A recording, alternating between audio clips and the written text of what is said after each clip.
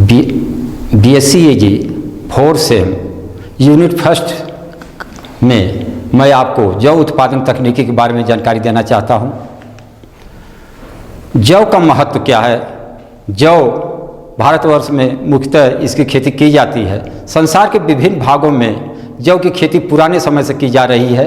इसका प्रयोग प्राचीन समय से मनुष्यों के भोजन और जानवरों के दाने के रूप में किया जा रहा है। हमारे देश में जौ का प्रयोग रोटी बनाने हेतु प्रयोग किया जाता है। कभी कभी इसको भून कर या पीस कर सत्तू के रूप में भी प्रयोग करते हैं। इसके अतिरिक्त जौ का प्रयोग उत्तम किस्म की शराब बनाने के काम में आता है। हमारे देश में अधिक मात्रा में जौ का प्रयोग जानवरों के चारे एवं दाने के लिए तथा मुर्गियों के अच्छे दाने के रूप में प्रयोग किया जाता है।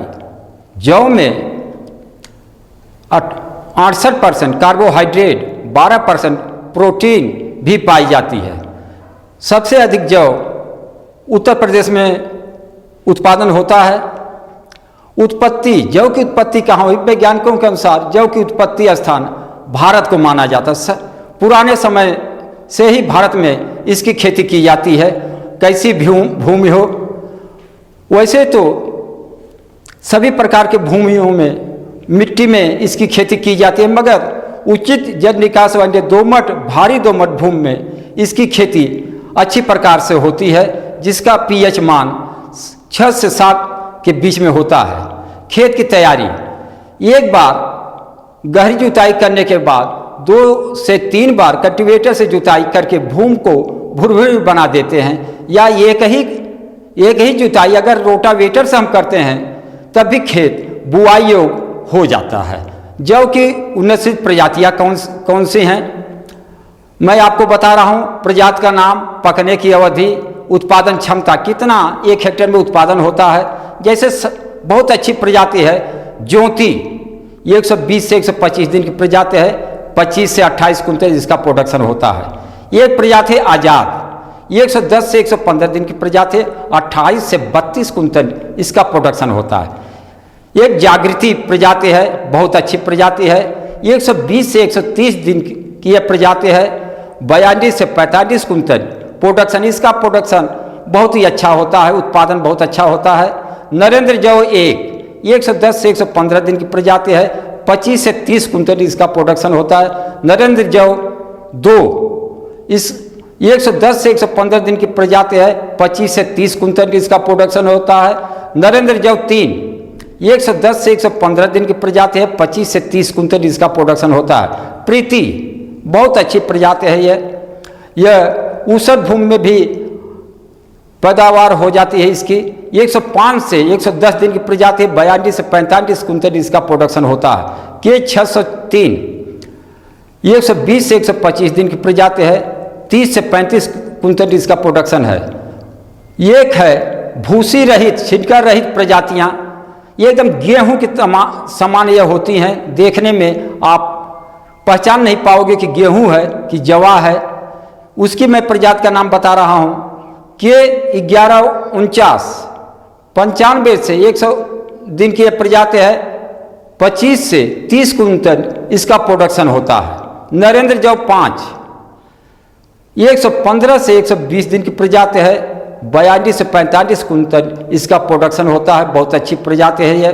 के 234 115 से 120 दिन की प्रजाति है, 35 से 40 कुंटल इसका प्रोडक्शन होता है।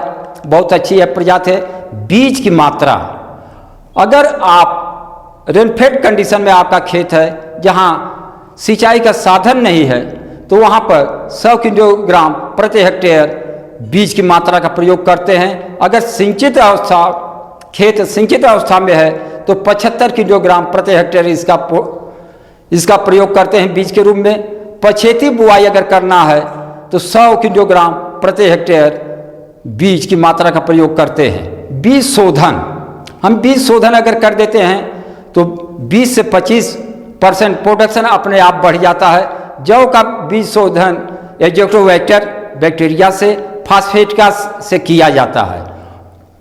बुआई की दूरी: कितनी दूरी पर बुआई हम जवा का करें? 18 से 20 सेंटीमीटर दूरी पर हम बुआई करते हैं।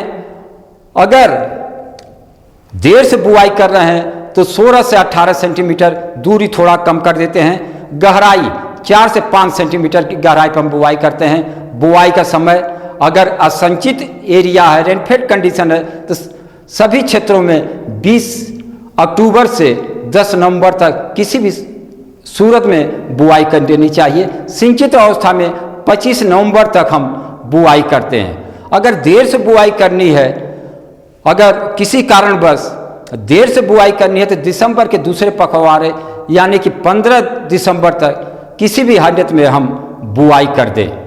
बुआई की विधि, हम किस विधि से बुआई करें, मेन फैक्टर यह आता है। तो बुआई हम अधिकतर देखते हैं कि कुंड में किया जाता है, कतार में किया जाता है। तो हम कतार में चाहे सीड ड्रिल से चाहे देसी हद से बुआई करें। अगर यह साधन नहीं है तो हम छिटकवा विधि से बीज की बुआई कर सकते हैं।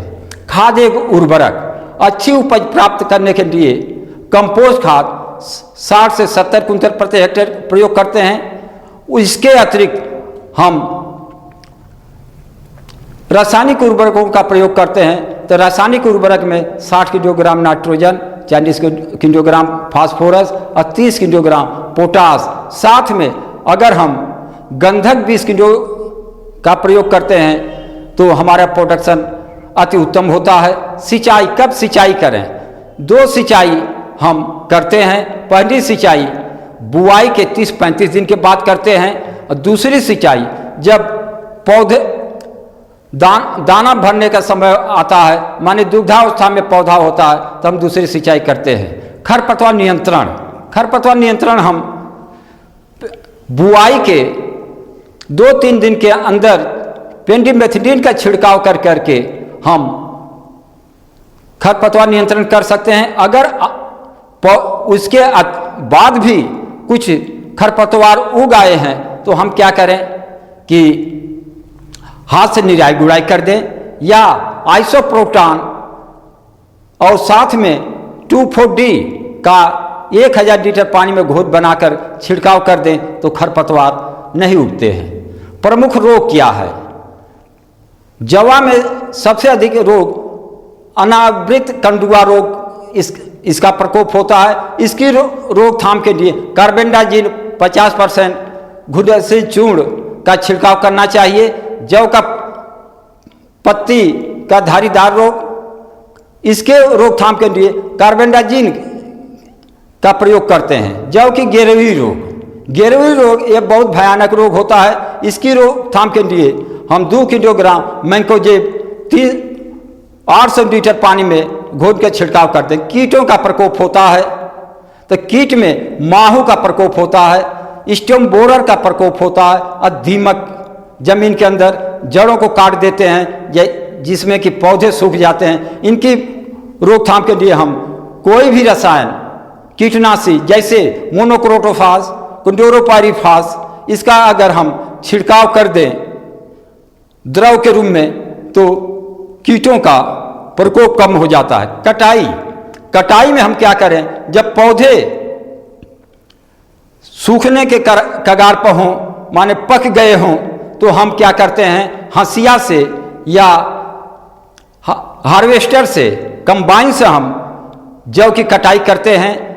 अगर हम हंसिया से कटाई कर रहे हैं तो क्या करते हैं कि थ्रेशर से, पावर थ्रेशर से हम उसकी मड़ाई कर देते हैं। भंडारण के लिए हम क्या करते हैं कि धूप में जो अनाज हमारा होता है, अन्न होता है, उसको हम धूप में 10 से 12% जब तक उसमें नमी रह जाए तो धूप में हम सुखाते रहते हैं। जब 10-12% नमी हो जाती है तो बोरा में या डेहरी में करके हम भंडारण कर देते हैं।